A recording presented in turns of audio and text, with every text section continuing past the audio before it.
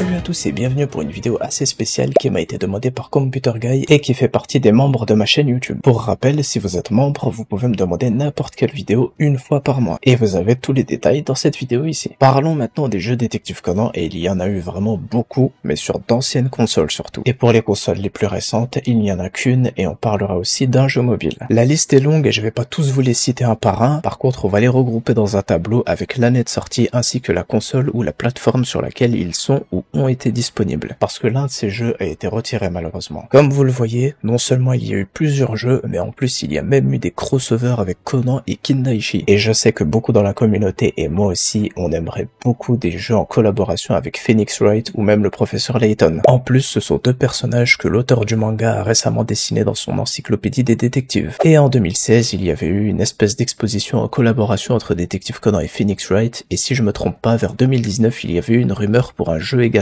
en crossover, mais il y a eu le Covid malheureusement et on n'a plus jamais eu de news après ça. Mais comme je viens de vous le dire, l'auteur a dessiné Phoenix Wright et le professeur Layton récemment, donc j'espère que ça nous tease peut-être un futur jeu, parce que ce serait vraiment très intéressant d'avoir un jeu Conan aujourd'hui. Je peux pas donner trop de détails sur tous ces jeux-là parce que je n'y ai même pas joué, je n'étais même pas au courant qu'il y avait des jeux Détective Conan quand j'étais petit, et de toute façon, je pouvais pas acheter tant de jeux que ça, donc je pense même pas que j'aurais pu y jouer, mais il y en a quand même un auquel j'ai pu beaucoup jouer mais qui n'est plus disponible malheureusement, c'était le jeu mobile Conan Runner. Le principe était très simple, un jeu en 2D avec des pièces à récupérer et on pouvait incarner différents personnages. En récoltant cette pièce, on pouvait ensuite faire un tirage au sort et obtenir des personnages très rares avec la mention SSR que beaucoup doivent bien connaître. On avait également plein d'illustrations spéciales de tous les personnages du manga, mais l'application a malheureusement été retirée. Apparemment c'est parce qu'elle n'a pas très bien marché, mais je trouve ça dommage de l'avoir enlevée, parce qu'avec un peu de temps, je suis sûr que beaucoup auraient fini par la télécharger. En tout cas, si vous vous demandiez d'où viennent ces belles illustrations que les fans ont quand même pu garder et partager, elles viennent en fait de ce jeu. Et puis il y a aussi un jeu Conan sur Nintendo Switch, Meitante Conan Skateboard Run. Ce jeu est sorti en 2019, donc à la place du jeu en crossover avec Phoenix Wright, c'est celui-ci qu'on a eu, mais j'ai pas pu le tester non plus parce qu'il n'est disponible qu'au Japon malheureusement. Mais apparemment le jeu est vraiment bien et le gameplay est très réussi. C'est quand même une bonne nouvelle de voir que Conan est arrivé sur les consoles depuis très